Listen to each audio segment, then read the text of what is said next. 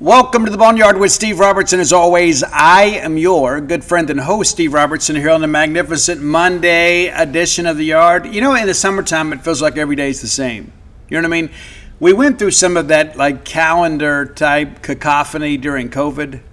Pardon the alliteration there, where every day was just kind of the same. There wasn't a lot of structure. And you get in the summer, at least for me, there's no baseball schedule. Right? There's no football availability, because when we get into football season, it's very regimented, right? You get levy on Mondays, you get, either offensive players Tuesday, defensive players Wednesday, Thursday, JUCO day if you want to go cover a game, Friday a high school game and travel, and then there's a football game. And then you do all your Sunday morning quarterbacking, and then you start the process all over again. And for a guy like me, that likes routine, it's good. But this time of year, some days I don't know what time it is. I don't know where my glasses are. I mean, it's just one of those things that happens, But I'm kind of enjoying the fact that I don't have anywhere to be, because for 13 straight days I had somewhere to be, and that included some pretty long trips. But here we are, back with you, our friends on the Boneyard. We'd like to offer our most sincere congratulations to Logan Cook, former Mississippi State football player and a native of my hometown, Columbia, Mississippi. I was born in Canton, but raised in Columbia. And, first interview he ever did was with yours truly. Drove down to Columbia and interviewed him. They had a white backdrop set up, and they put him in a white jersey. I'm not sure why, but they did. And that's back when we were still with Fox. Yes, it was called Fox Next. We tried that for a little while, didn't work. But nevertheless, I've known Logan Cook's family most of my life. His grandfather, Brother Cook, was the pastor at North Columbia Baptist Church for decades. And Lynn Cook, his dad, was best friends with Byron Clinton. Byron Clinton dated Patty Abernathy, who was the sister of my fifth grade best friend, Richard Abernathy. I don't know what any of those people are doing these days except for Lynn. But because Lynn and Byron were best friends, they'd come over and hang with Patty and Richard and I. Sometimes we'd get out and play some football with those guys in the backyard, even though they were much older than us. And so that's all part of the deal. And it's interesting, to think that, somebody that I'm connected to now is a multimillionaire. And terms of the deal not fully disclosed, but we are informed that Logan Cook is now the highest paid punter in the history of the National Football League. I'm beginning to wonder if he won't be our first Pro Football Hall of Famer. That's crazy to think about, right? But Logan Cook at this point in his career has the longest net punting average of anybody in the history of the game of football. It's ridiculous, man. And he was one of ours. He grew up a Bulldog. There was really not any doubt where he was going to go once he was given the opportunity. He jumped right on it and was part of that team that took us to number one in the country. You remember he had the fake punt against Auburn. The ill-advised fake punt, I might add, Dan Mullen. You got the game in hand. I don't know why you're getting cute. But nevertheless, it's a great day. And super, super proud for him. There's been so many players from the Dan Mullen era that have gone on to NFL millions that have made us awfully proud as Bulldogs. And so I want to give a shout out to Logan and his family, and so incredibly proud of him. And I can assure you this, nobody is more grateful for this than Logan Cook. Nobody. Now there may be some as grateful, but I can assure you nobody is more grateful than him, knowing that family and how he was raised there in small town Mississippi. Man, he grew up on Ward's Hamburgers, baby. He understands it, and I can tell you he is a guy that's, I believe his third son is on the way. You should start thinking about that aspect of it too. I mean, we get some of these NFL players start having some football prospects of their own. Maybe that bodes well for the future of Mississippi State football. Logan, if you're listening, we love you. We're proud of you. And let's coach those boys up and see if we can't go to number one again. How about that? Let's thank our friends at Bulldog Burger Company, longtime sponsors of this show. We love Bulldog Burger Company, too, because they take care of us. It doesn't matter if it's a lunch out with work colleagues, a night out with friends or family. They have what it takes to make your meal an adventure, right? And I don't just eat for nourishment. I eat for enjoyment, and I enjoy eating at Bulldog Burger Company. I love the spring rolls. Sometimes I change it up. Like if I'm feeling super cute, maybe I don't get the spring rolls. Maybe I get the wings. Sometimes when I got Ian with me, we get the dill pickles. Yeah, he's up there a lot too because he works there. But I love it, man. And I love being able to get the pimentology. I add bacon more times than not. Sometimes I get the BLT salad. I like it grilled. You may like it fried. I'm not judging. Eat what you want. When I just want a nice lunch portion, I get the Sloppy Joe sliders. So many great options to choose from. It's not just a burger joint, but you go there really primarily for the hamburgers. Yeah, full service bar there too. So if you need an adult beverage, you can enjoy one of those too. Maybe a nice glass of wine or a cold brew after a long day's work. They can accommodate you with that. But get that chocolate shake to go. Maybe not after you've had a couple of beers, but after polishing off a great restaurant quality hamburger and all the trimmings, get that chocolate shake to go. You'll be glad you did. Ride that ride home with a smile. 3 great locations to serve you: University Drive in Stark Vegas, Gloucester Street there in Tupelo, Lake Harbor Drive in the Ridge and Flowood area. Bulldog Burger Company, the place where people go to meet, MEAT. All right, there has been a little activity in the portal since we have been together, and I had a couple of you message me, about the guys that have come, that are incoming traffic. Stevie didn't give us a lot of information about those guys. We'll take a segment today and kind of talk about what those guys have done and kind of what I project them to be. But we've had some more outgoing traffic. And again, just to kind of update here, because I don't want to take anything for granted. I know some of you kind of skip episodes and get caught up a little bit later. But here are the current transfer outs in order of them entering the portal. Pitcher Gavin Black, outfielder Landis Davila, shortstop Dylan Cupp, pitcher Wes Pritchard. Got a really nice message from his mom the other day about some things that I'd said on Facebook when somebody was trying to be critical of him, and I appreciate that. I didn't do it for that reason. I did it because this is a young man that has battled through some injury a little bit, and we kind of keep that stuff quiet, But you didn't see the best version of Wes Pritchard. Let me just tell you that. Mekhi Grant, no real surprise there. Michael O'Brien, of course. Nolan Stevens is now announced for Oklahoma. His brother played there. Luke Dotson. And real quickly about Dotson, too, I'm told there is a possibility he may come back. There's also a possibility he may be drafted. We'll see what happens.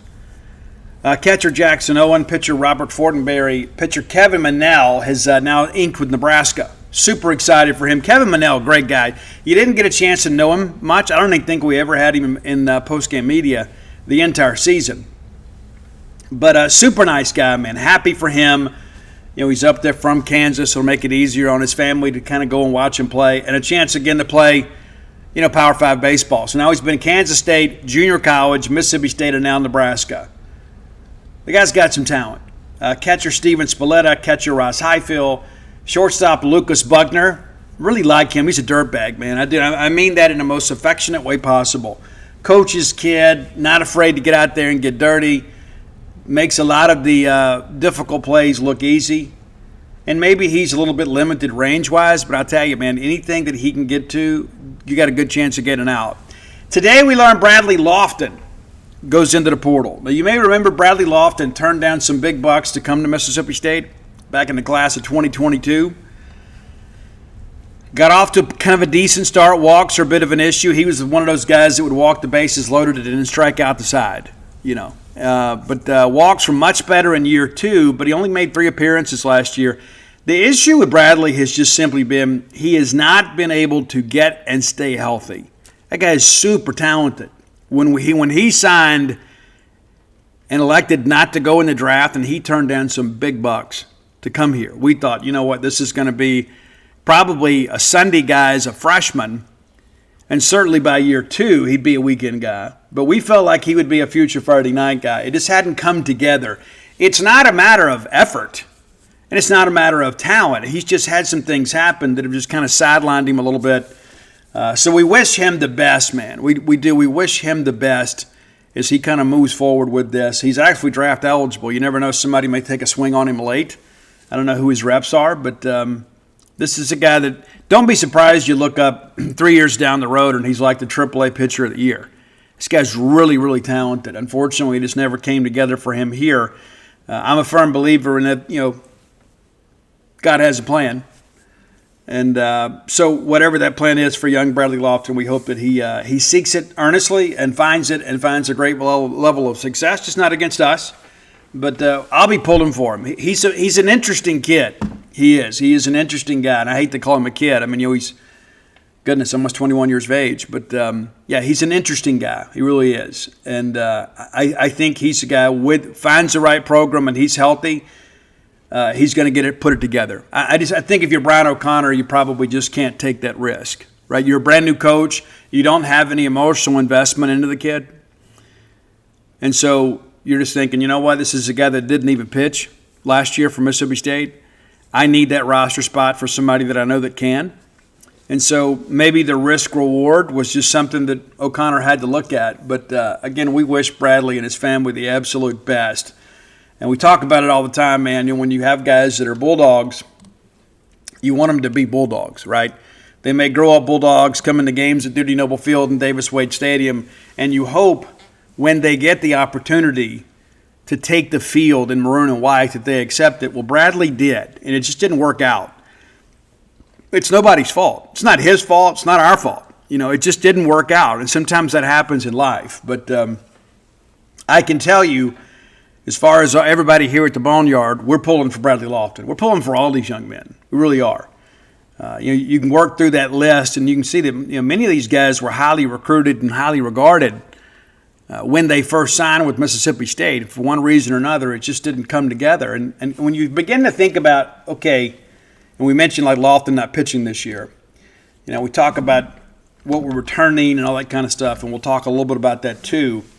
Because we've had some players that have come out, obviously, and announced that they're going to be with us another season. There's a few other guys out there that we're kind of holding out on decisions. Some will wait for the draft. Some will wait until they're drafted before they make their decision. If you put it out there that you're coming back, you're pretty much saying, I'm foregoing the draft. Now, that's not to say you won't get a call, but those area scouts see that and they think, well, okay, I'll just kind of move along here. So it's a risk. I mean, it is. And I say that just because of the fact that I'm talking to some of these people, that's what they say.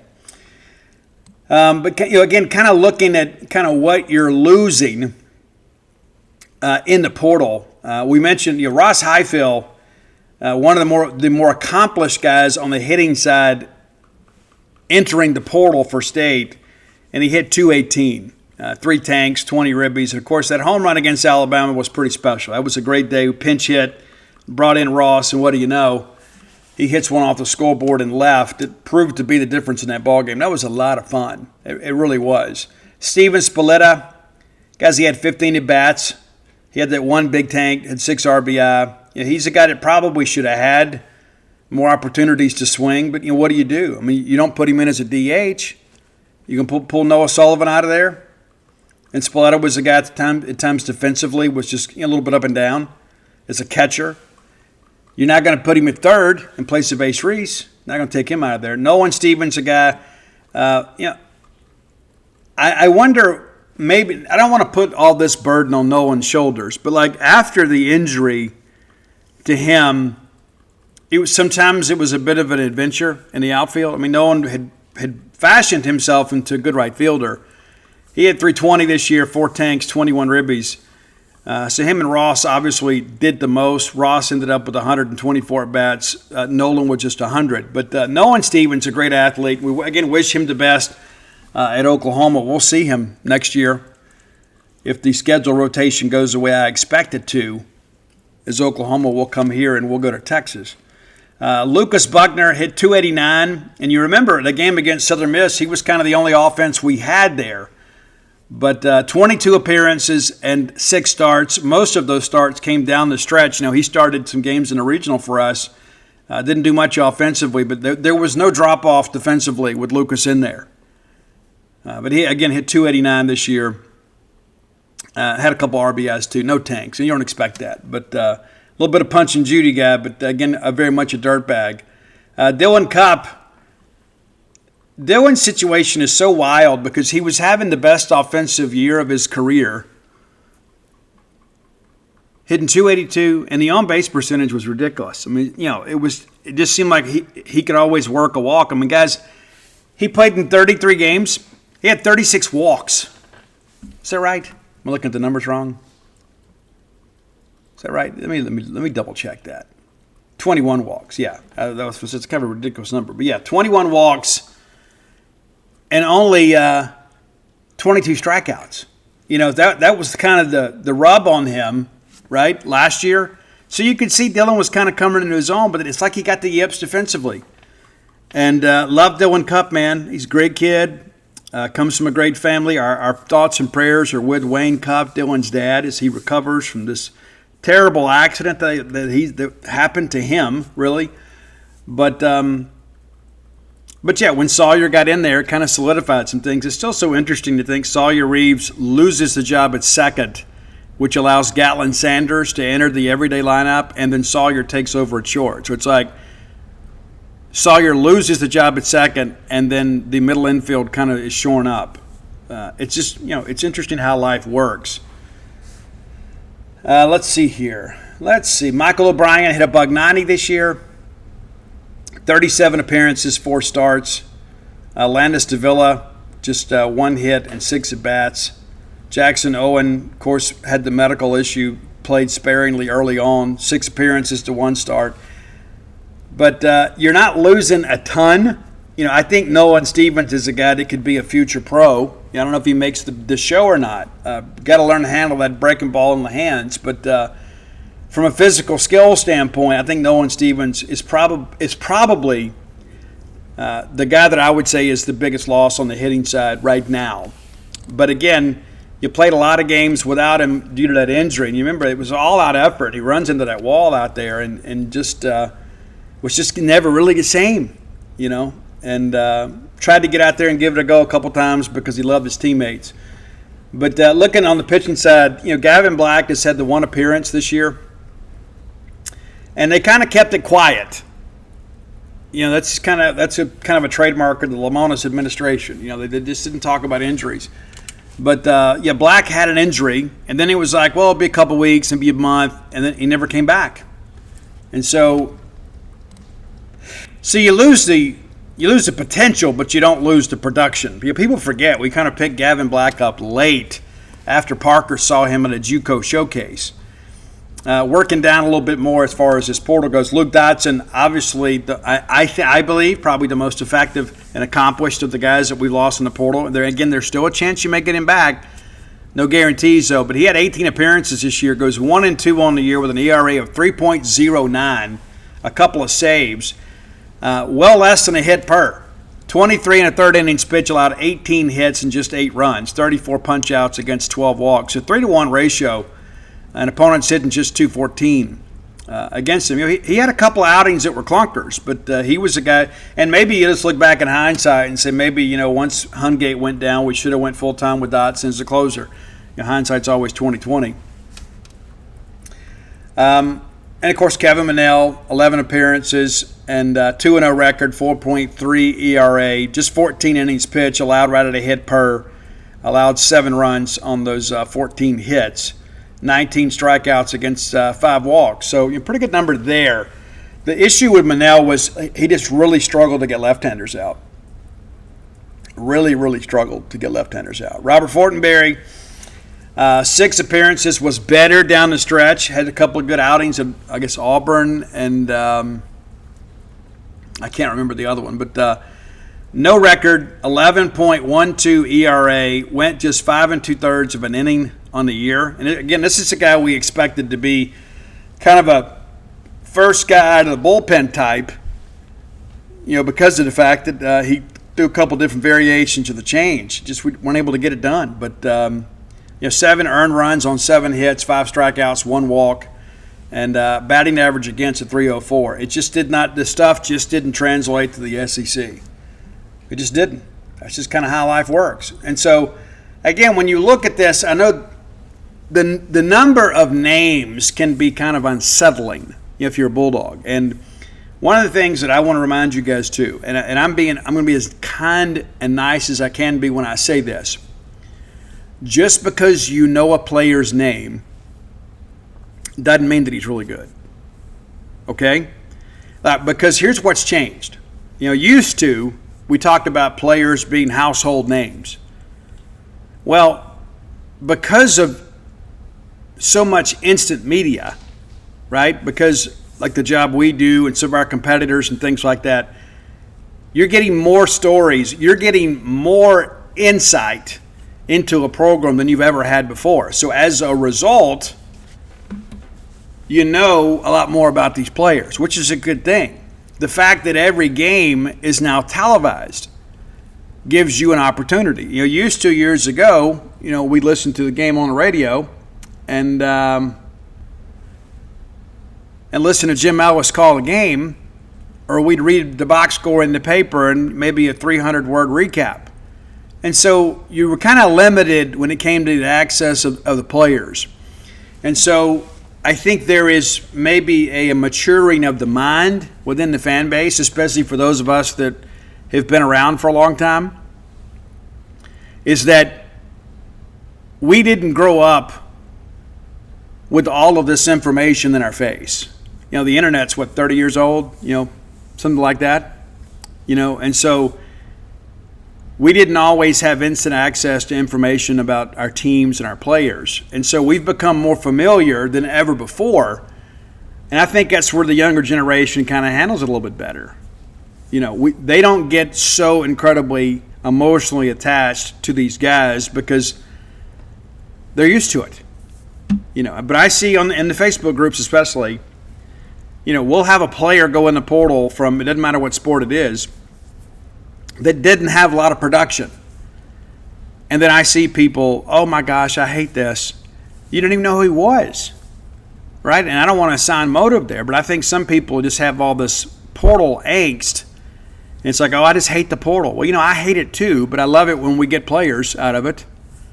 And sometimes, especially in cases like this, Brian O'Connor is a brand new coach. And Brian O'Connor wants to win big next year. Brian O'Connor didn't get here and say, well, give me a year to get my guys in. He's like, no, give me a month. Give me the summer. Give me this portal cycle with what we have coming back. And then I'll build around that with some players that I have connections with, and we'll work the portal and see if we can't find some other guys.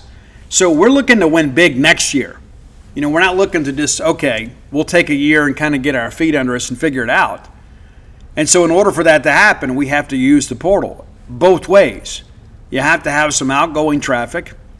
And listen, we just ran through some numbers here, okay? Now, some of those guys maybe didn't get enough of an opportunity to show what they can do in games. They have plenty of time in practice to try to earn some playing time. But, guys, I'm not going to be disrespectful to anybody that's ever worn a uniform, but there have been some guys, not just in recent years, but over the years, that are really not good enough to play at Mississippi State, but they play at Mississippi State. Now, what I mean by that is, I'll give you a good example. For those of you that were around, in 89, and I think most people that were around then and before, people who lived through the 89 team, and that was 10 years before we went to the super regional format. If there had been a number one seed in the NCAA tournament in 89, it would have been Mississippi State. We were the best team in the country. We had spent several weeks at number one, and rightfully so. And you go back and you think about this. We talk about familiarity with the roster, right? So Barry Winford was our catcher. Pete Young was our third baseman. Brad Hildreth was our shortstop. Of course, Berg Masters at second. Tommy Raffo at first. And then, John Cohen, a guy you're familiar with. Tracy Eccles played some in right for us. And then, of course, Jody Hurst. And then Richie Graham was your DH. And so we remember that because that team was so special, right? But how many of those reserves do you know? Like if you weren't in school at the time, well, John Shea was on the team, right? The Mitchell brothers, they were part of that too. Ron Winford was on the team. Of course, you had Tracy Jobs and Bobby Reed and Chris George and there were a lot of other guys. Of course, Pete was a closer. John Harden was on that team. You can run through a lot of names. But the reason that we remember those names so distinctly is because they were the main players. Nowadays, the game has changed a lot. You mix and match a lot more, and maybe we do it too much, to be quite honest with you. It's like I think about this Luke Dodson thing. Well, we want to go righty-lefty. I understand that, but sometimes you just got to go with a guy that can go out there and throw gas and get you out of an inning. But I share that with you because it's important to understand some guys need to leave for the betterment of the team and for themselves. And it seems like we have this conversation multiple times a year. It always bears repeating, though. I don't want any young man to come here and waste his career.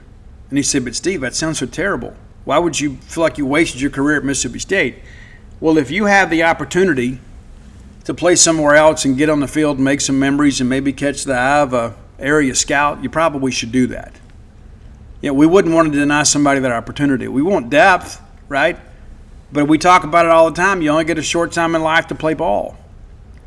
I want a stacked roster too, but I don't want anybody to ever be resentful that they came here and maybe didn't get what they wanted out of it. And some of that happens. Some guys get here and just figure out, I'm not going to play as much here as I want to. I need to go, right? You're not going to have a lot of Nate Chesters. Nate Chester, they were having the exit interview with him last year, and he's like, hey, I just want to come back. I don't care if I play an inning. I just want to come back and be around the guys. And you know what? We talk about being an 80-grade teammate. He may have been the locker room, clubhouse, dugout guy. That guy loved Mississippi State, loved Mississippi State baseball. Only got a handful of bats, got the hit against Missouri, and they plunked him, if memory serves me correct, his old team. And so I share that with you because it's important to understand not to just look at this from a selfish point of view, right? Simple as that.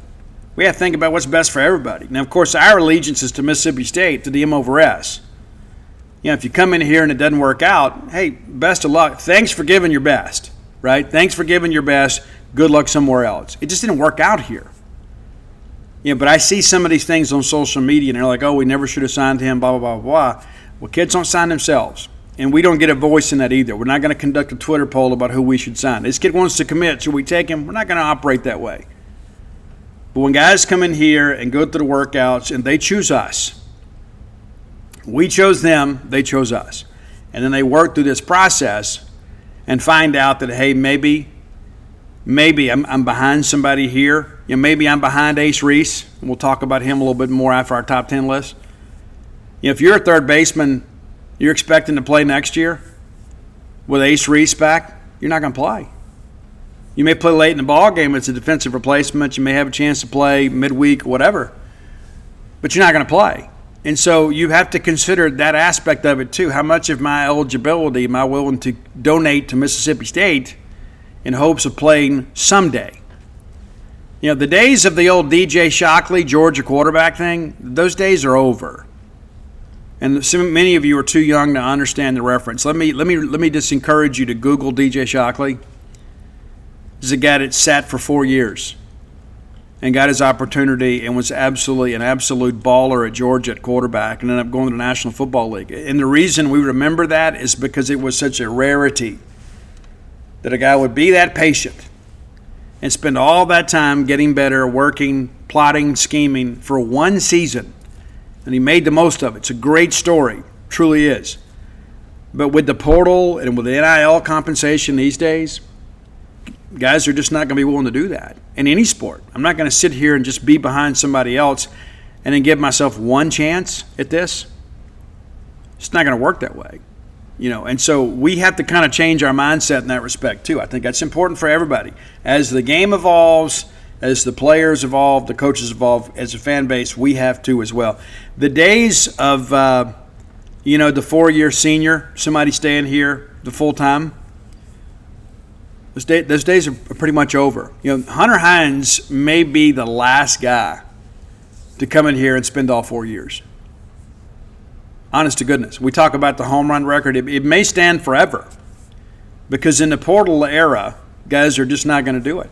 If I'm not a regular starter, I'm just going to go. And how many regular starters are you going to have as freshmen when you've gotten so portal heavy these days? That's important to think about. So you think about Hunter Hines coming back, and that we may be talking about Hunter Hines 25 years from now. I may not be, somebody else may be. It's the home run king of Mississippi State, and not to mention the fact that he hit more than everybody, but he may just be the last guy to be able to spend 4 straight years at Mississippi State. Something to consider. All right, our Close with Blair player of the day, and we'll talk more about this later, of course, is Ace Reese. Let's kind of get you up to speed on closewithblair.com. Blair Chandler is my friend, your friend, our collective friend in the mortgage industry. 24 years of experience. Get his know-how and expertise working for you. You can make the wrong decision with all this. You can. So don't overthink it. Stick with a winner like Blair Chandler. 601-500-2344. Again, 601-500-2344. Blair has been my friend a long time. I don't do business with people that I don't trust. I trust Blair. You can too. We've had several Boneyard listeners that have closed loans with Blair. I get a text probably once a month, once every other month that they're closing a loan with Blair and getting rave reviews. So get that pre-qualification letter. That's a life hack they don't tell you about. Because of the fact you'll get your real estate agent really hopping because they'll know that you've got your financing approved and they'll get you in a home that is within your means. It's very important. Very, very important. So whether you're looking for your next home, your first home, your retirement home, let Blair Chandler get you in there. Let him get the keys for you. Let him get you to the closing table. That's the name, closewithblair.com. A real winner, Blair Chandler. All right, many of you know, you look at me and you think, well, Steve's just a rocker at heart. If you listen to the show, that's not necessarily true. We almost did a country thing today. I got to do some more listening. I had a friend that kind of turned me on to an artist that I was unfamiliar with, and I do like some of the stuff. It is a little bit unrefined, but I think lyrically it's pretty good. But maybe we'll do that on Wednesday's show. But, I'm a rocker at heart, but back in the college days, the girls that I wanted to date, we used Dr. Evil quotes there, date, were all into dance music. And as a result, I adapted, got into that too, and learned a lot about the industry, of course. We spent a little time with the outfit out of Baton Rouge called Savello as a stage performer, put my own band together. Things are going great. Ended up getting arrested and going to drug rehab, weighing 6'2", 146 pounds. If you see me these days, I'm about 6'2", 210, 215, depends on what day it is. I was 146 pounds. Your good friend and host is in bad shape. It's true. Spent 3 days on IV drip. Thought they were going to put me in ICU. But here we are. As a testament that people can and do recover. I have not, to this date, have not had a relapse. That's a part of the journey for some people, but for me, I learned my lesson early, and I'm very fortunate in that respect. But no drugs or alcohol since December 10th, 1991. Anything that I'm involved in, I kind of overdo it. I'm that kind of person. Like I'm either all in or all out. And so when I got into dance music and all that good stuff, of course, my buddy Benny Bruce had talked to for years. Eventually, they were an opening band for us. They eventually became the Molly Ringwalds. And so you may know them more than you know us. But nevertheless, Benny was one of, if not the most talented musician that I have ever known as a friend. Now, I know a lot of guys that I call them friends, but they're really more acquaintances. But I've never been to their house or that kind of stuff. I've hung out with them at shows and maybe gone to dinner and things like that. But Benny's a guy, I went by his house. We'd sit around listen to music, we'd talk about things, we'd hang out, and incredible performer. And he spent some time as the keyboard player with Tuff. You may remember Tuff. And Stevie Rochelle from Tuff and I traded some messages a while back because Benny's had some health issues, and I reached out to Stevie Rochelle to make sure that he knew. And still remembers my buddy Benny fondly. But Benny was obsessed with a synclavier. Now, if you don't know what that is, it started in the 70s, and eventually it evolved into basically a computer/keyboard instrumentation that changed music forever. So, we had keyboards, but all of a sudden, when you had the synclavier, the whole outfit together, you could do a few things. Number one, you could alter the pitch of the keys. It wasn't just like picking a voice. You could kind of customize things. And then when they added the 16-bit sampler where you could sample things and then turn them into voices, it really changed things. I remember it wasn't Benny. I think it was David. It's a guy that played for me named David. And he was a bit of a savant on a keyboard too. He took a drill one day and he turned the drill on inside an aluminum trash can. And he sampled it. And then he turned that into a voice for his keyboard.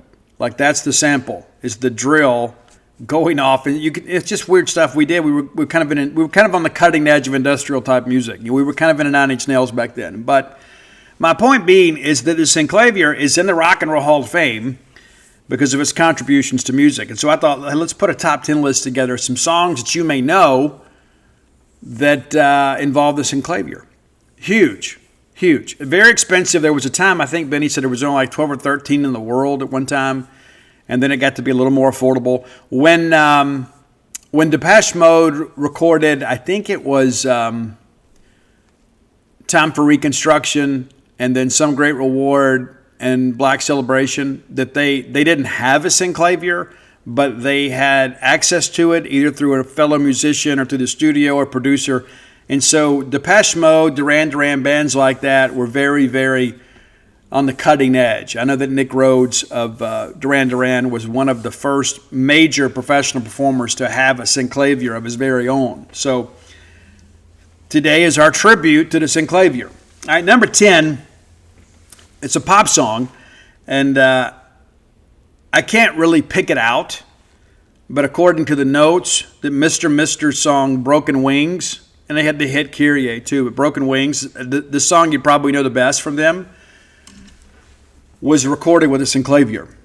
Number 9, a band from West Germany, back before, when that was a thing, before the Berlin Wall came down, there was West and East Germany. These guys are from the West.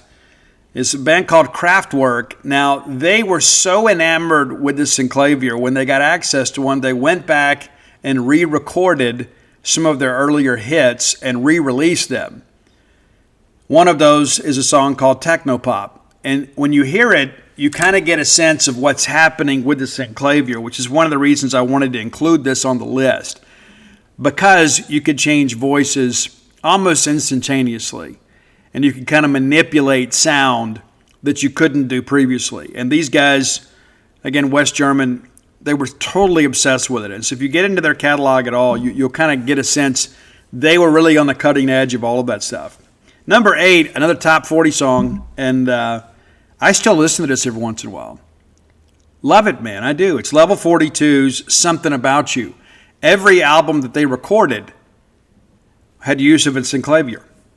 Now, this is a song that I don't know that this generation has truly embraced. When I was in middle school, this song came out, and it was revolutionary because Paul Hardcastle was able to sample news voices. He was able to go record those things and add those on his own without having to use, tape and things like that. He basically sampled voices from the news to talk about how the average age of casualties during the Vietnam War was 19. And so we're going with the song 19 from Paul Hardcastle. If you don't know that one, you should check it out. Again, it was very, very cutting edge. Number 6, one of the great rap albums of my lifetime was largely recorded with the synclavier. And it's Houdini's Escape album. And that's the one that many of you know. Right? Everybody knows Friends. How many of us have them? Let's be friends. Before we go any further. But the big hit off that album was Freaks Come Out at Night. And again, you can kind of hear the synclavier and its majestic glory on that. Because they had the vocoder, and that was already a thing, right? And so they basically took a lot of the cutting edge technology and they put this thing together. And one of the reasons it made that album so memorable is we had really never heard anything like that. Number 5, a song that you guys know well. It was covered by 6 a.m. a few years ago. We've had that song on the show It's a song called Drive. And again, the synclavier, a huge part of this thing. I think you'll deal with that one. And we talked about Nick Rhodes earlier. The first recorded top single from Duran Duran with a synclavier is a song you all know. And maybe you didn't understand back then because in the 80s, we just didn't quite, things were happening so quickly, we didn't quite realize, like, how are they doing that? How are they doing that? And so when the number one hit, The Reflex, came out, there was so much going on in the background of that song.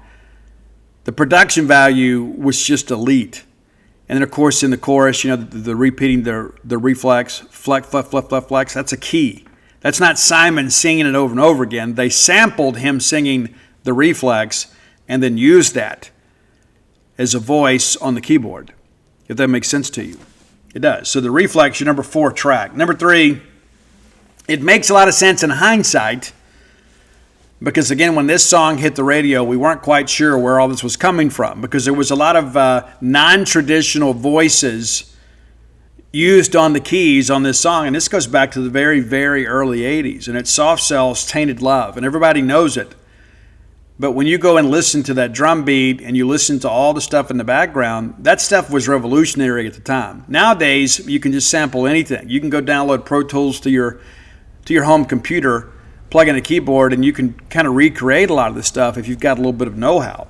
But back in those days, it was just so incredibly crazy. I'm so glad that I grew up in that time to see the evolution of music. It's gotten so watered down these days. Not a lot of new stuff. The new wave of music is going to be AI. And you already see the apps you can download that'll alter your voice, and you can sing like Lane Staley from Alice in Chains. I see it all the time. That's the new wave. It's going to be untalented singers singing through computers and then putting lyrics in and letting AI do it. I mean, it's the wave of the future. You might as well get ready. I just don't know if they're going to have the authenticity or the grit in their voice to kind of make it work. But that's the wave of the future. We spoke about Depeche Mode earlier, and Some Great Reward is actually my favorite early album from Depeche Mode. I'm a huge Depeche Mode fan. Love them. Absolutely love Depeche Mode. Love Dave Gahan. Maybe because it's one of the only karaoke songs I can still pull off these days. But I'm going to go with a song that it was recorded years ago, but it still stands true today, especially with what's happening in the country right now with these riots out in L.A. and all of that is so unfortunate. And there's a lot of things that I could say about it, but I don't want to get political about it. But I think Dave and the guys, Martin Gore and those guys said it best, people are people. I'm a firm believer in that, but I'm also a firm believer in the law. And so I consider myself really more of a moderate than anything else. I guess most people do. But the reality of it is this, is all human life is precious. But those human lives need to abide by the rules, right? When you put yourself in harm's way, when you try to cut corners, you put yourself in danger. And then all of a sudden people want to hold you accountable for that. And for you cutting corners, you don't get to have a revolution. That's just not how it works. And then what ultimately you'll be carted off to jail and zip ties, and you'll blame the man, but the man you should blame is yourself. It's yourself. You put yourself in a situation. You chose to do things the wrong way. When I was arrested, I was guilty of a lot of things they charged me with. There were some other things that I wasn't guilty of. There were some other things I was guilty of they didn't know about. And so I just took my lick.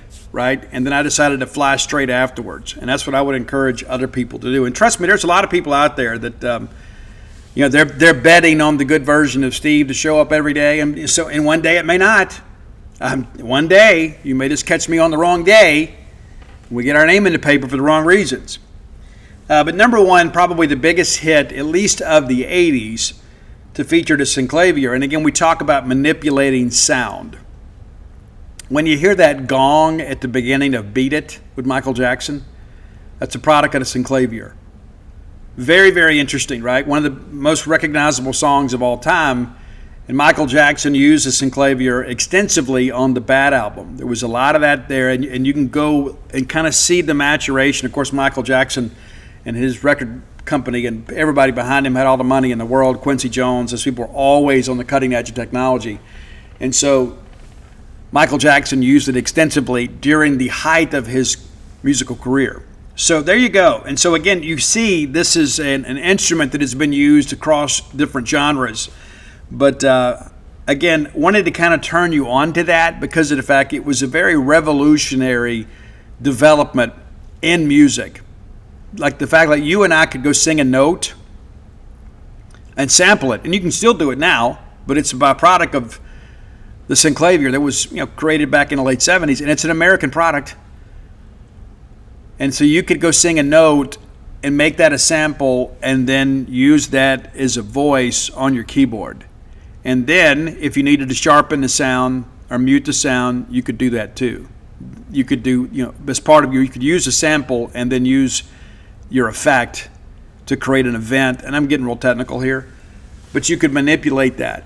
And that's one of the things that I think makes all that stuff so unique is it made it so much easier to do that. So instead of having to have a million takes of, I got to hit this triangle just right, or I got to break this bottle just right, you could break it once and then sample it and then manipulate it the way you want to. And again, that was the precursor for what we have today with Pro Tools and so many other things, is that you can use computers to manipulate sound to create better music. Incredible. And you got a little bit of a history lesson there too. And I have a lot of people that say, Steve, you know a lot about music. I don't know as much as I want to, but it has been a passion in my life, and I enjoy celebrating that with you for, 15, 20 minutes a show. So there we go. But again, thoughts and prayers, and again, thoughts and prayers are often not enough for what's happening in our country out in Los Angeles, and hope for no loss of life, and hopefully they'll get this thing handled very, very quickly. Top 10 list brought to you by Kalido Guitars. That's Calido Guitars. Visit KalidoGuitars.com today. Whether you're a player, you know a player, or you know somebody that wants to be a player, they play a lot at Kalido Guitars. Expertise, unsurpassed, selection, quality of products and service, just exactly what you want. It's a Mississippi State-based, owned and operated company. Based out of Lake Jackson, Texas. They have family here in Starkville. I've broken bread with these folks just downtown. Yeah, incredible people. And again, Lake Jackson, Texas, just south of Houston down there. If you know the area, you know the quality of that community there in Lake Jackson, Texas. If you can't make it to their showroom, visit them at KalidoGuitars.com, or you can call in. And here's the cool thing about them. It's not just guitars. It's everything you need. Now, granted, you want a new axe, they can take care of you. Acoustic, classical, electric, beginner, mid-level, professional grade. You can find it all there. Guitar cases, gig bags, accessories, cables, anything you need you can get from them. And you're going to get quality service before, during, and after the sale. I cannot recommend them highly enough. I got a guitar stand from them I'm awfully proud of. They're going to give you some incentive too. By listening to our show, there's a promo code. You know it well. It's BSR. That stands for Beautiful Steve Robertson. That gets you a 10% discount off your purchase, free shipping, and no sales tax unless you live in the state of Texas. In addition to that, they're going to make a 5% donation to the Bulldog Excellence Fund. Be sure and check them out today, KalidoGuitars.com, for all your guitar needs, and also helping out a Mississippi State owned and operated company. Next segment of the show brought to you by Campus Bookmart, a Starkvillian institution. We love Campus Bookmart. Everything you need as far as Mississippi State merch can be found at Campus Bookmart. Whether it's apparel, gift ideas, diploma frames, anything you need to detail out your fan cave can be found there as well. We encourage you to go by and see their smiling faces next time you're in town. If you can't make it to town, but you still like to support a Starkville business, we're all about that. Be sure and check them out at campusbookmart.net, and we'll give you, again, promo code BSR. That gets you free shipping on all orders over $75. Any order less than 75 bones, absolutely incomplete. I cannot say how I'm always so incredibly impressed with all the selection of merchandise there. I saw some people looking recently for some baseball jerseys. You can find them at Campus Bookmart. Don't overthink it. Right, and as always, we encourage you to support those that support the Boneyard and, of course, Mississippi State. Campus Bookmart, a huge part of that. Just just a stone's throw away from campus, butted up on the backside there, just not too far from Lee Hall. Yeah, campus bookmark. All right, let's talk a little bit about who's coming back. And some of this is going to be draft specific. There are going to be some guys that kind of wait to make their decision, because we just kind of discussed this earlier.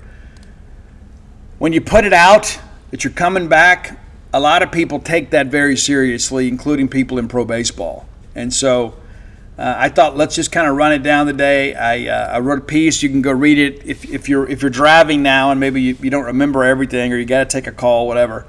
But taking a Diamond Dog inventory, just want to kind of run down, some of the players that we know. Again, there are some players that are out of eligibility. Nate Chester, Aaron Downs, Hunter Hines, Chase Hungate, Carson Ligon, Joe Powell, Sawyer Reeves, Stone Simmons. I guess Stone could probably apply for a waiver, but Stone's about to get married, and we think that's a great thing. And just ready to kind of get on with life.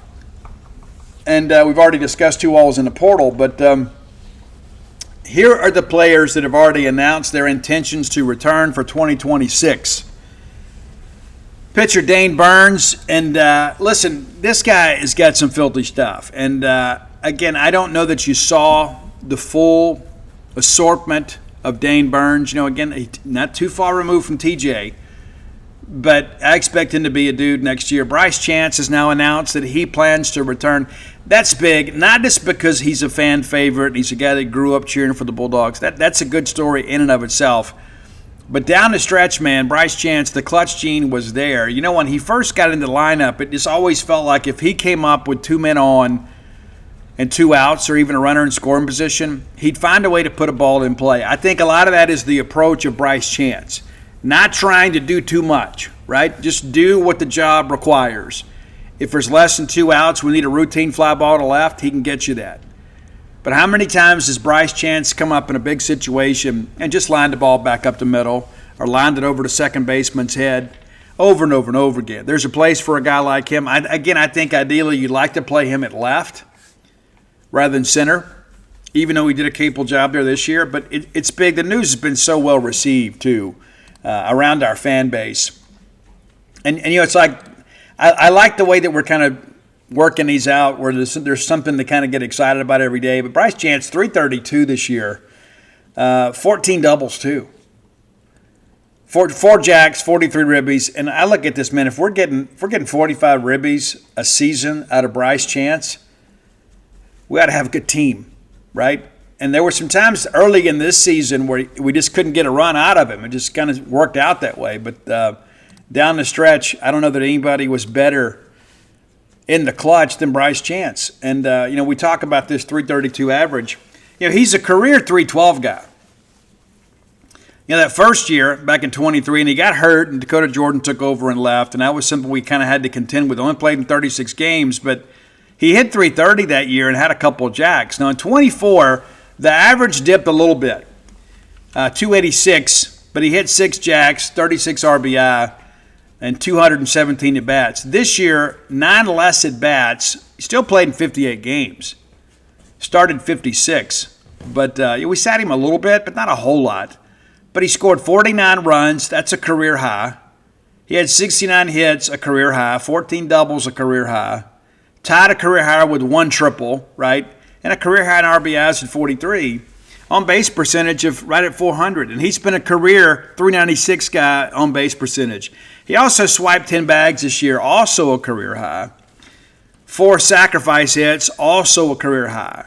So he had a career year. And there's some people that might want to take a swing at him late in the draft, but I'm told that Bryce is fully committed to coming back. And so that's a good piece to get back. Again, not just because of the fact that, hey, he's a kid from down the road in Madison and people have kind of grown up watching him develop, not because his family's all Mississippi State people, but because Bryce Chance deserves to be here, right? Simple as that. Yeah, we like him. We like his family. We like the fact that it's a great story about a young man growing up dreaming of playing at Duty Noble Field and getting to do it. But, guys, he's coming off a career year. If he's anywhere close to what he's been next year, what a great thing for Mississippi State. Absolutely outstanding to get Bryce back. Ben Davis has announced, and what's interesting about Ben, too, is Ben's getting some draft buzz. It'll be interesting to see how that's handled. Of course, Ben is a guy that, we kind of moved around a little bit, changed his role at times. I think he's very comfortable coming out of the pen, but he did a great job in the start against Northeastern in a game that we absolutely had to have. But, looking at Ben's numbers, 4-2 this year, 3.77 ERA. He threw starter innings. 57 and a third this year, which was second on the team. Did you realize that? The only guy that threw for more innings this year was Pico. Yeah, Ben Davis, 57, less than a hit per at 52, allowed 24 earned runs on 52 hits. Had 61 punch-outs against 24 walks. We had some walks early in the year, kind of melted there against Texas. Opponents hit 336, but a ton of ground outs from Ben. And again, it took a little while for him to kind of get going. And Ben's a guy, too, that is a guy that rebounds pretty quickly, so maybe you keep him in the bullpen. He's a big, burly guy. He's only going to get bigger and stronger. But it's just interesting to kind of see how this has all kind of come to be. He starts out middle reliever, and the next thing you know, we start him against Queens. He has a good start, and then this absolutely kind of melts against Texas. He walked 4 and gave up 3 runs in that inning, in that ball game. But you start thinking about that aspect of it. 4 walks out of his 24 came in that one game, and then you look at there's a stretch there where he didn't walk anybody. We get into SEC play, and against Florida, kind of got knocked around a little bit, only walked 1. He didn't walk. He pitched 2 games against Auburn, didn't walk anybody, and then 2 games against Kentucky, he walked 1 guy. So down the stretch, Ben was outstanding, absolutely outstanding. Of course, the elongated outing against Northeastern proved to be a very good one, but that's a big piece to get back. But I as happy as I am about it, and I haven't talked to Ben, I'm confident he is going to get some calls from some teams. I am absolutely confident of that. And what's interesting, you kind of work through. He's already played 2 years at Itawamba, and had the injury, that kind of shut him down a little bit, but he is draft eligible. So I'm excited about the news, but I'm also know enough about this process to understand that Ben Davis is going to have an opportunity to get some money, and perhaps he's already gotten enough right now where he feels like, hey, you know what, I'm good for now. It's big. Charlie Foster. And there was some rattling around the last month of the season that Charlie may get approached by Georgia. Now, of course, Georgia was the team that he was committed to, and then some things changed with Georgia. I don't know if you recall this. Maybe you do. Of course, Wes Johnson's the coach there, and listen, his agent kind of did their job and did what they could to kind of, leverage the situation to kind of feather their own nest there. But, it's just interesting as you work through, all of this is so interesting to me. Maybe you see it differently. But, that one of the guys that was on that staff at Georgia left and went to LSU. And so the talk is like, hey, it was kind of his decision that we needed to focus more on the portal, on the pitching side of things. So there was some chat that they were going to come back around to Charlie. And that's interesting. But Charlie elects to stay. Now, you guys got to see a little bit. Again, Foster, all fall and spring was legit. I mean, legit. And it wasn't just me saying this. I remember it goes to Aaron Fitt. I can't think it was Fitty that came. But we had, some D1 baseball guys here, and they were like, hey, Charlie Foster could be a Sunday guy back half of the SEC season. That's kind of what we expected. He got a little bit banged up, and mentally he needed to mature a little bit. And Charlie has said, Southern Miss kind of got to me a little bit, and he's better for it today. So getting Charlie back, again, whether it's out of the bullpen or whether that's a starting role for him, Charlie Foster is a guy with major league potential, and we need him in maroon and white. Ryan McPherson, I was told at Hoover, if Parker was retained in some capacity, it meant really good things for Ryan McPherson and Mississippi State. that McPherson would likely be back. And, of course, when I shared the story, when we broke the news of Justin Parker coming back, and we actually broke the news, it's not just something we say, it's something we do. Ryan McPherson was the first to retweet it. And, of course, the astute Mississippi State social media mavens out there, they picked up on it too. They're like, hey, Ryan McPherson's tweeting this thing out. That's got to mean good things. And it did. And so, again, you begin to think about that kind of coupled with Brian O'Connor's philosophy about we're going to build around the high school player. We're going to develop them and hopefully get them into pro baseball at some point. That's big. It's huge. Huge to have both of those guys back. And they can kind of mature and grow together. And, of course, big news, Ace Reese is back. And I've been on a couple radio shows and we've shared this. I've always been on the optimistic side that things would work out because I just said, you know what, Ace Reese is going to be the face of our program. And let's just be honest about it. It'd be an embarrassment, right? You hire Brian O'Connor and then the leading offensive player on your team leaves the program, right? We just simply could ill afford for that to happen. There was a lot of chatter, some teams out there that were chasing Ace. And I go back to the fact that, number one, Ace is happy here. His family is happy with him here. His family has made some very good friends among the rest of the baseball parents, and they are, Aaron and Christina, great people. Great. These are the kind of people you'd want to go to dinner with, right? And Aaron's the kind of guy that want to pick up a check. I mean, they're just great people.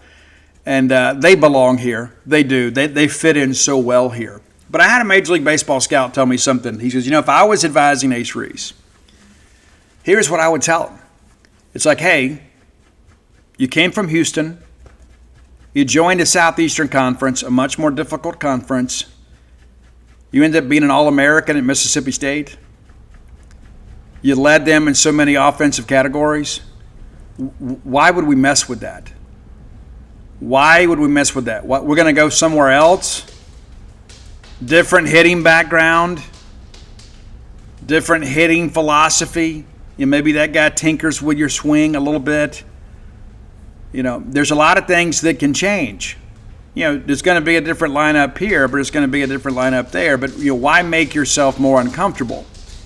What you're doing's working, so let's not change anything. And that makes perfect sense to me. And there's a lot of guys out there, too, that are kind of, in pro baseball, like, I really don't want the two-time transfer. I don't want that guy. There's some guys that are so talented you have to take them. But that's a part of the thing, too. But, again, if you think about Ace Reese, what is your ultimate goal here? What's to play pro baseball, right? And along the way, I'd love to go to Omaha, right? But ultimately, I want to play pro baseball. Well, he's going to play pro baseball no matter where he goes. So now it's about playing for that contract. Ace Reese has first-round potential, and I think one of the biggest pieces for him is kind of defensive development, right? He wants to play third. He wants to be a corner infielder, and so I think that's the real challenge for him this fall is, and he was good at third base, but he is a really good athlete, and people kind of, again, lose sight of the fact that he played the last month with a bad foot, so maybe that push towards the line wasn't always what maybe he would want it to be, but Ace is our dude. And he sent shockwaves throughout the fan base. And, again, I want to credit everybody involved for getting the deal done, right, on all sides. Ace, Aaron, Christina, everybody involved with Mississippi State, Zach Selman, everybody. You had to get this deal done because it's just too important. It's just too important for us. And I think it's important for Ace, too. Ace Reese, if he goes in the portal, he's probably the biggest name in the portal. Right? But he may go somewhere else, and maybe the hitting philosophy and the culture and the background and everything up there maybe is just not the same. So I think it's a wise decision. Of course, obviously, selfishly, I wanted Ace to return. But I think when you begin to kind of work through all this, you begin to realize that this was probably the best situation for all involved. And again, back to one of my friends in pro baseball, he goes, hey, if it boils down to this, he said, just think about this for a second. Let's just say the money is comparable and somebody else is willing to pay Ace Reese $50,000 more. Well, number one, Mississippi State should make up the difference. He said, but how much money could that potentially cost him in the long run? It's like if you go somewhere else and you don't replicate or get anywhere close to what you did here, it's going to cost you millions. Not thousands, millions. And you have to kind of look at those things. And all these guys have advisors and agents these days, so that's an important thing to consider. And, of course, Reed Stallman also was announced. And he is one that I was a little bit interested to see how this would play out. You know, Reed Stallman is not a natural outfielder. He's a first baseman by trade. And we signed him thinking Hunter Hines was going to go sign in the draft.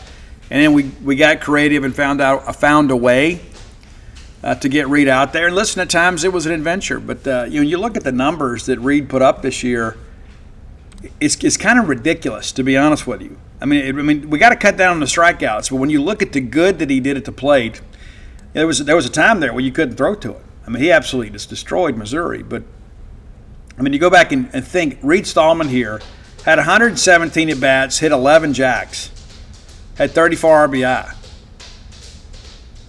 Think about that for a second. Double-digit jacks. You only had 4 guys do it, and he was one of them, and played in 44 games. The guys that finished ahead of him played in a dozen or more games than he did, most of them around 15 games more. And so you begin to think about that. You look at the percentage of that, the percentage of at-bats. You know, there's some guys out there that had almost double the at-bats that Reed Stallman had. Again, Reed with 117. Guys, Ace had 227. You got multiple guys with over 200 at-bats. And so what could Reed Stallman do with another 50 or 60 at-bats? Well, if he's hitting home runs at that same frequency, he could be pushing 20. And so you got to find a home for him. And again, maybe it's first base, and he hit 265. Well, I think he hit 220 or something, around 200 or something his final year before he transferred in from Campbell. And people were concerned about that. But I think Reed Stallman has kind of shown, hey, I have value here. And when he hits home runs, they are not wall scrapers, right? He hits the baseball with some authority. And you need some big left-handed power bats. You do. And you think about, roster composition. I don't know who all that O'Connor's going to bring in, but a lot of right-handed power out there in that portal. And so you kind of put this thing together. We'll kind of see how things go. Now, the guys that have not announced a decision yet, and again, there's no requirement for that. They don't have to make a declaration. Braden Booth is one of them. He did post a picture ensemble on Instagram today of him wearing maroon and white. Haven't seen anything. Garrick Fry hasn't made an announcement. There is some draft buzz about Garrick Fry. Low strikeout rate, a guy with power from both sides of the field, both sides of the plate. Can play multiple positions. A third baseman by trade, but is proven to be a very capable left fielder. Pitcher Jack Gleason hasn't said anything, but we feel pretty confident there. And, of course, Pico is going to be drafted.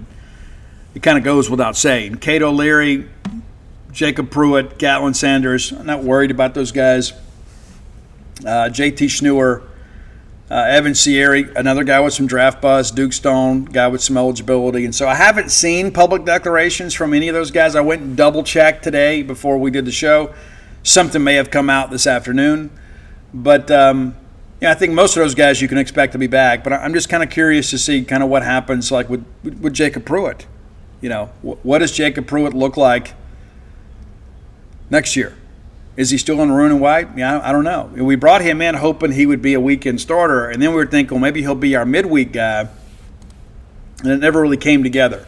And some of that, he was a little bit banged up earlier in the year. And Evan Sierra, of course, best baseball of his college career was when he entered the rotation.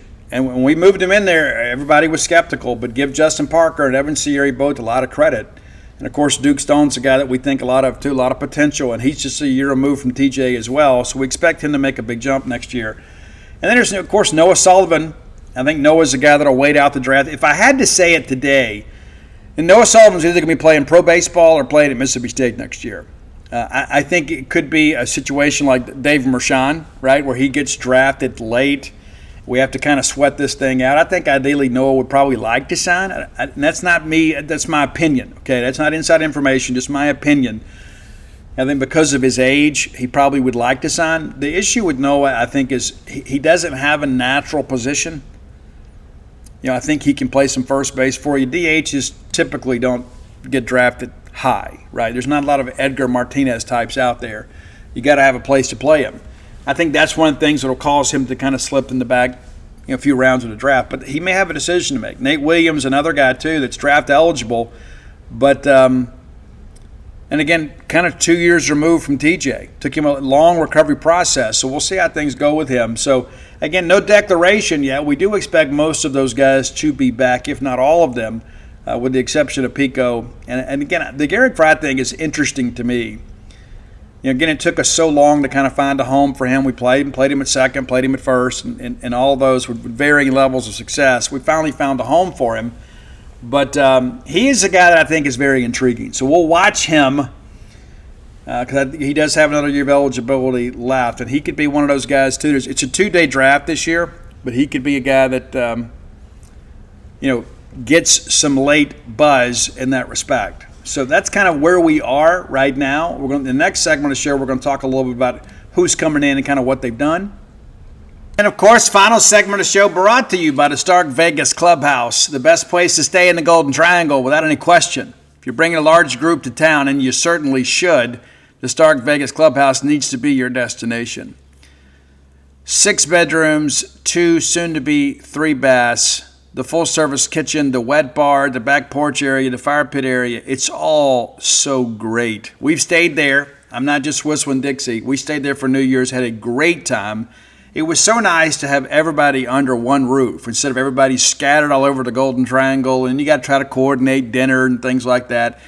Just make life easier for yourself and all your guests. Just stay together at the Stark Vegas Clubhouse. And it doesn't have to be a ball game weekend. It's open 365 days a year. You just got to plan ahead, right? And so maybe you got some vacation time. You're thinking, you know what, hey, maybe we're not going to take the big trip this year. Maybe mom's expecting. Maybe we're just trying to be smart this year. And, quite simply, maybe you're just thinking, you know what, I want to go to Starkville and enjoy some of my favorite places. We have friends up here. We have family there. Or maybe you're just thinking, you know what, let's get all the cousins together.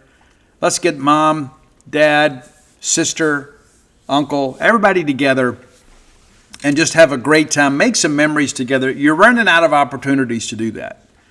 And maybe your friends won't tell you that, but I'm telling you that because I love you, and I don't want you to regret it one day and say, I wish mom or dad were here to see this when you could make those plans today. I don't want to sound morbid in that respect, but let's just be honest. Life is leaving all of us. Many of us have more life behind us than we have ahead of us. So we have to make opportunities like this so we can take pictures with all of you so you'll have them to refer to one day, right?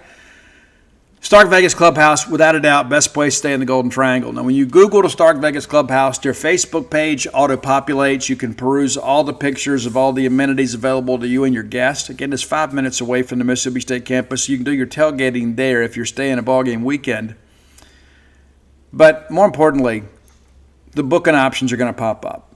You can go to Airbnb, VRBO, completely up to you. Maybe you've got a credit. Maybe you just like to use them. That's cool with me. But if you want to save a few bucks, I can help you. Book through the Evolve website and use promo code BSR10. That gets you 10% off your stay. That's BSR, the number 10, 10% off your stay. The premier place to stay in the Golden Triangle.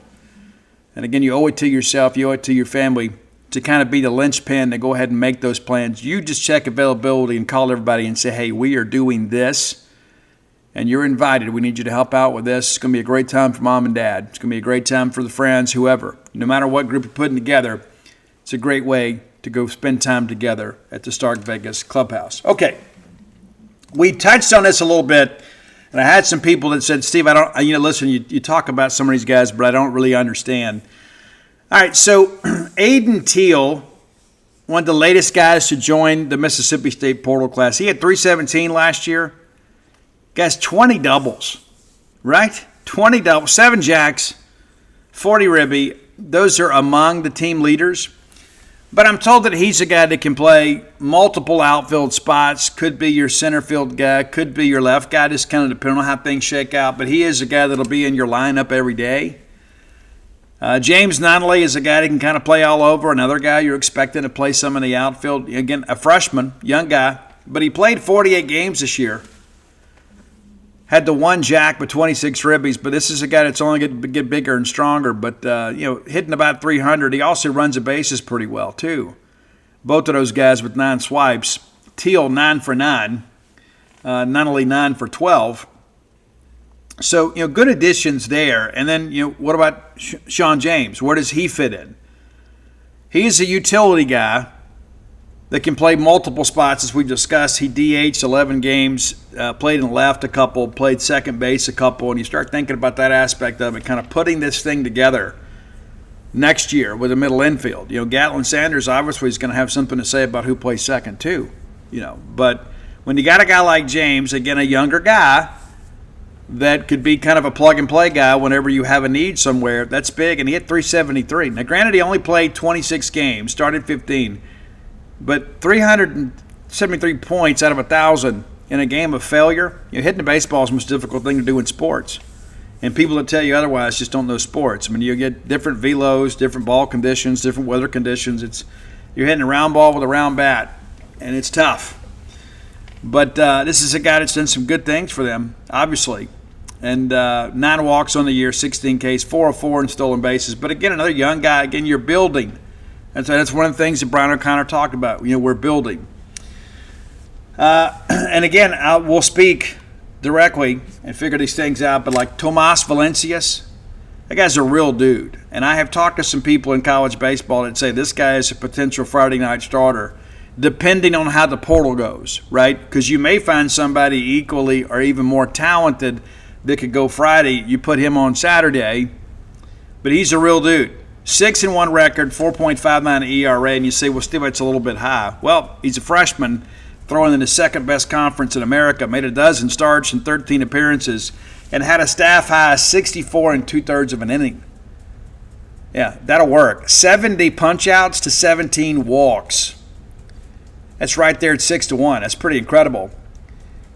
256 batting average against. That'll only get better as he gets bigger, stronger, and a little bit stronger and kind of a little crisper, with the analytics there. So you've already got a weekend guy, and you've got a couple position pieces, all from Virginia, and then you look at Wyatt Valencias too. A guy that was primarily recruited as a first baseman, but could probably still do it, but played a lot of left. And I think some of that's just a byproduct of kind of getting him in the order. But all Big Ten second team selection. But he is another guy that kind of gives you some versatility, and also a big burly right-hander that can turn a baseball around. You got to dig that, and you got to think too. Again, we kind of discussed this before. Illinois didn't have anything around him, and so when you think about him coming in here and hitting the lineup, it's got Ace Reese, potentially Noah Sullivan, Garrick Fry, and then all these other players we're hoping to take. That's only going to make it better. He's going to even get more opportunities to be productive. But he led them with a 348 batting average last year. 7 tanks, 58 RBI. So a guy that's driving in some runs and also stealing the bases a little bit too. You don't think guys that big would run, but guys, Illinois finished 6 games over 500. So not great. A lot of people are wondering, okay, well, Steve, what else is left of Virginia? And we need a shortstop, right? We need a catcher. And we're not just going to take everybody from Virginia. But, Eric Becker is a stud. There's no ifs, ands, or buts about that. He is an absolute stud. Hits 368, plays short. Second on the Virginia team with hits with 74, hit 9 tanks, 52 RBI. Yeah, if you can get him, you absolutely have to get him.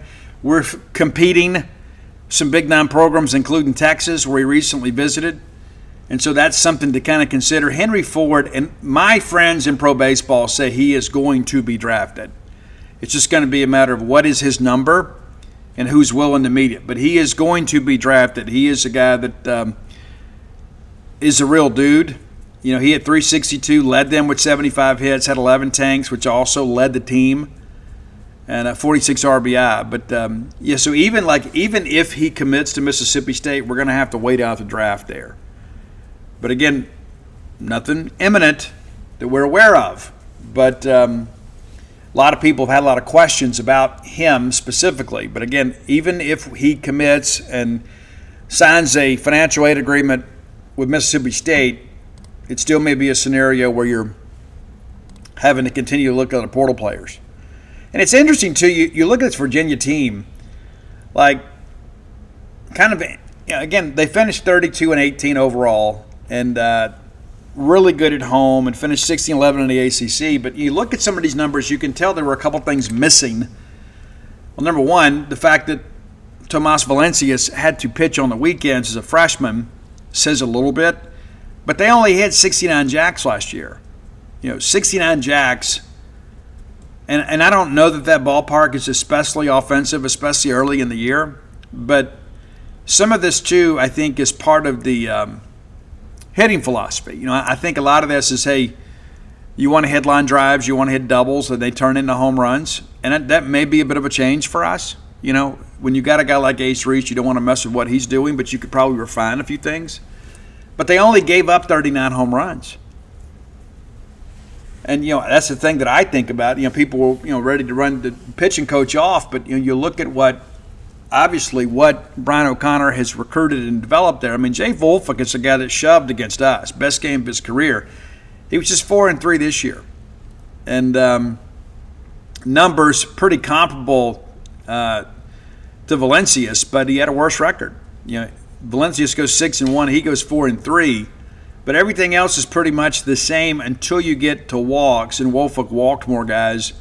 But numbers very, very comparable in that respect. But there wasn't the third starter, and we talk about this all the time. The teams that play into June are teams that can find production from the bottom third of the order and find a bona fide third starter. Virginia wasn't able to do that. And again, I go back to some of the discussions that we had. I mean, it's like you finish 5 games above 500 in the ACC, and 3 of your games are canceled due to a tragedy at Florida State, and you don't make the tournament. Some of that, of course, is because of non-conference scheduling, and they're kind of landlocked over there. We've been over this stuff before. But I'm eager to see how these guys translate to the SEC. Pitching in the ACC is comparable. In some years, you could argue that pitching in the ACC may be better, at least on the frontline guys. I don't know if they always have the depth, but the ACC could get a couple teams in the tournament, and that's what we're going to wrap up our show with. We're going to kind of talk about where we are in the NCAA tournament. The final super regional game is happening now, as Duke and Wright State are playing. But, the field is pretty much set at this point with one exception. And I would rather be playing. I don't care what anybody says or does or thinks or whatever. It's like as exciting as all this stuff is, and having to deal with portal talk and that kind of stuff. I mean, I hate to see players leave, but, at the same time, that's just kind of part of the gig and part of what we know about college baseball these days. But as we sit here now, Duke has a 3-2 lead. Wright State can absolutely rake. And so I'm curious to see what happens when Wright State gets into that Murray State, as Murray State gets into that Blue Devil bullpen. And a lot of talk that Chris Pollard, who was a candidate for our job, not a real serious candidate, but still a candidate, may be in line to get the Virginia job. Looks like some things have happened here in this ball game, but we'll finish in. Murray State robs a home run. Yeah, pretty crazy. But 3-2 right now in favor of Duke, but we expect that score to change. And again, that's the last spot left. Not a lot of, if necessary, games remaining. And so one bracket, 4-team bracket is done. And it's a very interesting group. You got Arizona from the Big 12, and the Big 12 really got no respect this year by the committee, and some of that's their own fault, right? Arizona kind of got hot late. We played them early in Houston, felt like we should have won. Well, you've got Arizona and Coastal Carolina and Louisville and Oregon State in that 4-team pod. Louisville is a team kind of coming off a couple of bad years. Dan McDonald has been a mainstay at Louisville. State chased him when we hired Lamonis, but, he's remained there. He's turned down some good jobs, and now here he is back in Omaha again. But, guys, I'll be honest with you, this Oregon State team looks scary to me. I mean, they really do. I watched every game against Florida State, and I know many of you really enjoyed seeing Oregon State absolutely demolish Florida State and Wes Mendez last night. And the thing that I'll say about that, Wes, if you're listening, When you don't respect the game and you don't respect your opponent, the baseball gods are watching. They are. And that kid got absolutely roped yesterday. What did he get? 2/3 of an inning, give up 7 runs, and hollered and screamed and called Ross Highfield all sorts of stuff. And Florida State people were proud of that. And it came back. And so once again, Florida State will not win a national championship. In the bottom half, you got UCLA and LSU and Arkansas. So, of course, LSU and Arkansas are going to go head-to-head. So there's no way we have an all-SEC final, but we could have an SEC team win the national championship. And that's what's so intriguing about this to me. UCLA was a team that was kind of an afterthought. Some people didn't even think they may host. I thought they always would because I thought the schedule favored them down the stretch. And then now they're in Omaha, for the first time in a while. And I guess it was Aria Gershon from Nashville that covers Vandy that pointed out that for the first time since 1999, for the first time in the super regional format, that every team that makes Omaha this year didn't go last year. Interesting statistic. And that's the thing about the Murray State thing that I find so interesting, right? We talk about growing the game, and I really hope Murray State wins this. I do. Because this is organic growth. This is not manipulated growth like we had last year thanks to a couple of West Coast, west of the Mississippi committee members are like, hey, we got to grow the game, so let's go put a regional at UC Santa Barbara, which is a waste of everybody's time and a lot of money. And Murray State, an older team, just kind of comes out of here. They go to Oxford to win a regional, and now they forced a winner-take-all super regional final. That grows the game. And the fact that you have such parity in the Final Eight, no matter how this thing turns out, completely different. And I think maybe it's a good thing the SEC didn't dominate the Final Eight. We want people to contribute to baseball. We want people to be a part of this. But people got to feel like they're getting some return on their investment. Coastal Carolina back in Omaha since they won it for the first time in 2016, a year that we should have won it. There's a few of those, right? But when you begin to kind of work through this thing, there are some blue bloods there, and there are some teams that have won national championships before. And that's what's so intriguing about that bracket with Louisville. You got Arizona Coastal and Oregon State, and then there's Louisville. And so I'll probably be pulling for Louisville, to be honest with you, at least on that side. And then on the other side, I know that like LSU and Arkansas are really our rivals in baseball. So unless Murray State makes the Final Four on that side, I'll probably pull them for Arkansas. And I'll tell you why. And I've shared this with some people, and people don't like it because you're like, Arkansas Twitter is so bad. Number one, I think Dave Van Horn's one of the best coaches in all of baseball. But Arkansas has made a tremendous financial commitment to baseball. And you want to see it pay off because I think that's good for the game. Because people can just kind of throw this up and say, well, Arkansas has spent all this money, they get all these fans there, and they've never won the big one. And also, too, I think about poor Carson Shaddy, right? He wanted to be the guy to have the historic moment. It didn't work out. He overruns the ball, and they lose to Oregon State. And that is something that's hanging over his head. And that's a tough thing to live with. And so I think for that reason, I'll be pulling for Arkansas. LSU is certainly capable of winning it. LSU and Arkansas at some point are probably knock horns here in bracket play. But I think it'll be one of those two that wins that bracket. And so either Arkansas or LSU will play for a national championship, I think. And if I had to call it today, I would say it's probably against Oregon State. But I think that side of the bracket is going to be a lot of fun. I think that's going to be really, really fun for us all to watch, those of us who love college baseball. But I love talking about college baseball even more when we're playing. And it's one of those things when when the Omaha's happening, I always watch it every year because I love it so much. But it's just not the same. And let me go ahead and share this with you if you've never heard me say it before. There is something special that kind of changes you a little bit when you're in Omaha and you see your team take the field in the College World Series, it was very emotional for me. I mean, it really was. And I didn't cry tears or things like that, but I just felt this warmth of like, this is where I've always wanted to be. This is where I've wanted us to be. And so the next time that we go to Omaha, go ahead and plan ahead.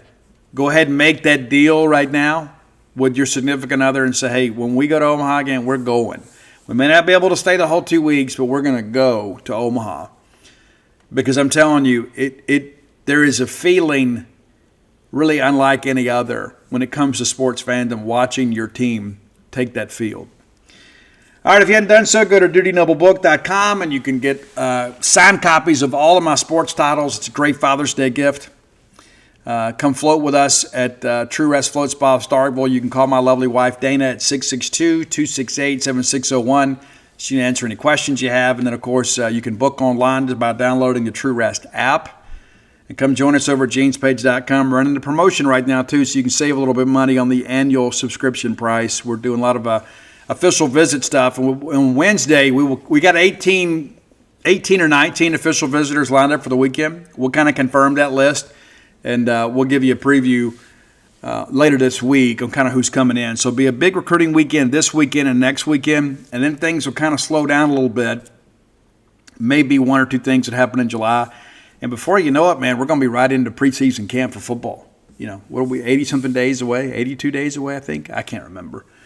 But nevertheless, thanks so much for your patience and your support of the show these many years. Until next time, let's all live our lives in a way we make more friends and enemies, and people can see a difference in the way we live.